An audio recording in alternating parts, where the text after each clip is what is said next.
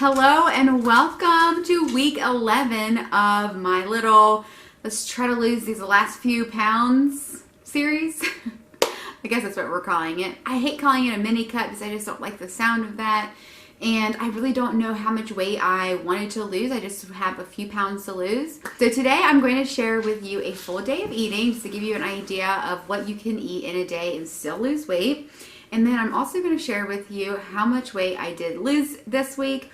If you remember from last week, I did mention that I dropped my calories by just 75 each week because for a couple weeks, nothing was really going on and it was a true plateau. I could tell that because of the past couple weeks before that where I thought things may not have been moving very much and they had slowed down a lot. So I knew that that was definitely a plateau. And since I changed it, I did lose a pound the week before. So it worked. And I've got just one more week left on this series. And just so you know, what I'm going to do after that is just transition into an intuitive eating. You know, I never wanted to count calories at all, ever, really. I was really against it for a very long time. But I ended up, doing it because it ultimately was the best thing for me. And so I never wanted to do that forever. I want to just be an intuitive eater, listen to my body, but I've had to train my body over the years to really be able to be an intuitive eater. So that's what I'm going to do going forward is just do intuitive eating. So I'll still share weekly videos on what I eat in a day to maintain my weight. So let's show you first what I ate this day, and then we'll come back and I will share with you my results. The sizzle of my breakfast. I'm just heating up 3 sausages right now. 1 I'm just going to eat on the side. 2 are going on an English muffin with some Swiss cheese and a fried egg and some wonderful seasonings. I need to flip her over. Now, I love adding some everything seasoning. This seasoning I actually got when I was in Fort Lauderdale a few months ago.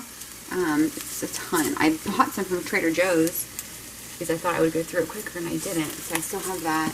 And then we'll add some pepper. And if Starbucks did this to the reduced fat turkey bacon English muffin, it would be on point. Now that when I have that, I'm like, it's so bland because I add great seasoning to the one I make at home. So I've got my Swiss cheese. So we'll just put that right here. A little bit on the other side to keep it all together. We are going to the egg first. And then we are going to put 2 of the sausage patties on. Put the lid on. Oh, I just lost a little cheese.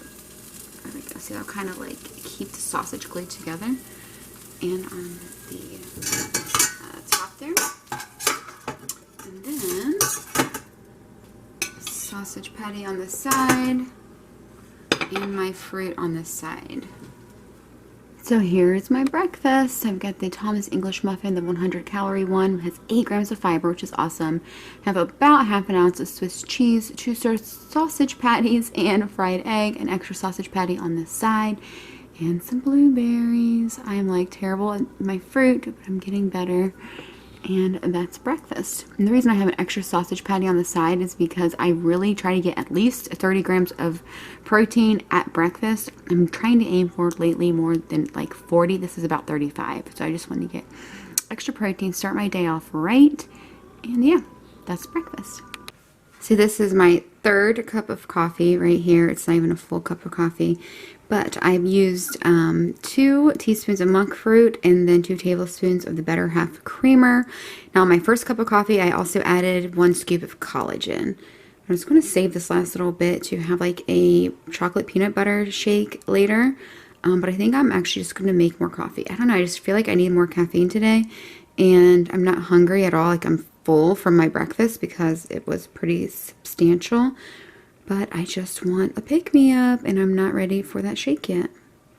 So, more coffee to you. Cheers! So it is lunchtime now, and I've got an Asian salad. This just has coleslaw mix, which has like red and green cabbage and carrots, and then cucumber, red onion, and then I added some leftover pork chops, and this salad dressing that I found at my local market. It's only 35 calories for 2 tablespoons, and it's super delicious, very flavorful. And then I'm about to top the salad with some chow mein noodles. And while I'm making the salad, as I always do, I made more. So we have 2 other salads over here I'll talk about in a second. And then this is just another one of the same salads that I made here.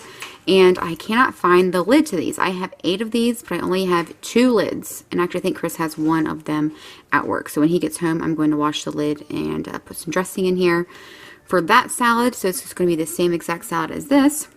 And then I also used the coleslaw blend to make these steakhouse blue salads. This is like a copycat of the steakhouse salad from Taylor Farms. And I got the blue cheese dressing, which is right here, from Bolthouse Farms. Again, only 35 calories or 2 tablespoons. And then I put a bunch of grape tomatoes in here. And then there's a leftover brisket. So I've frozen leftover brisket flat. And I did put the meat in frozen and it'll thaw and it'll be totally fine.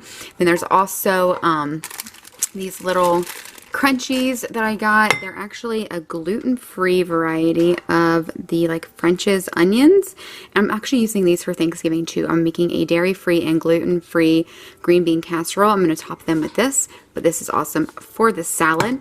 I also added some seasoning to the salad because the kit comes with a steak seasoning.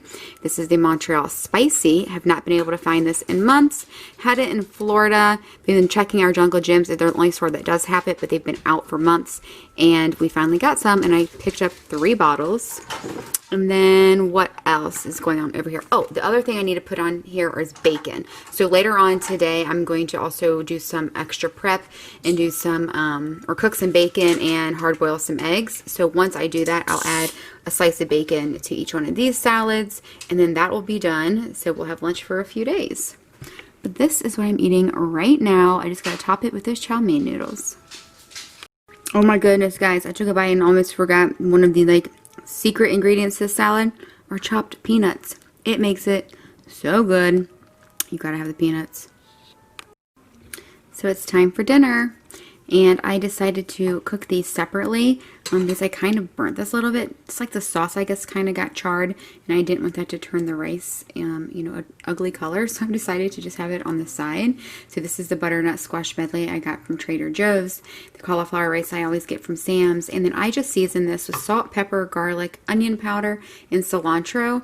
I'll leave the recipe for my cilantro lime cauliflower rice. I don't have lime or lime vitality. I actually just put 2 bottles on my monthly order to get the lime vitality back because it is so good. So good. So we're going to have that. And then over here we have just some barbecue shrimp. And all I did is put a bottle of this Hickory G. Hughes. Well, it was about half a bottle of the barbecue sauce in a Ziploc bag with the shrimp. So I get this shrimp also from Sam's, and it's 2 pounds. So I used one last week for a dish. We had like surf and turf, I think, with it.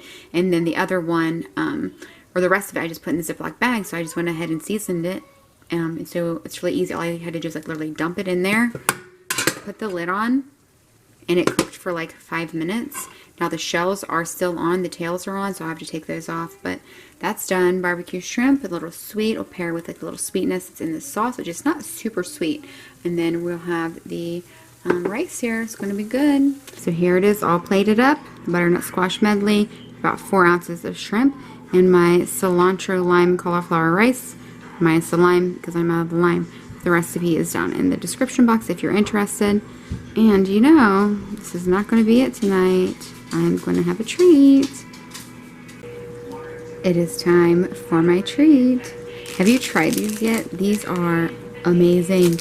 I swear they're just like a Snickers ice cream bar. I actually looked up the like nutrition information for a Snickers bar. They're exactly the same amount of calories, but this has like 7 fiber, 4 protein, and then I believe only 8 sugars compared to 0 fiber, I can't remember now, 15 grams of sugar, maybe 1 gram of protein in the Snickers bar.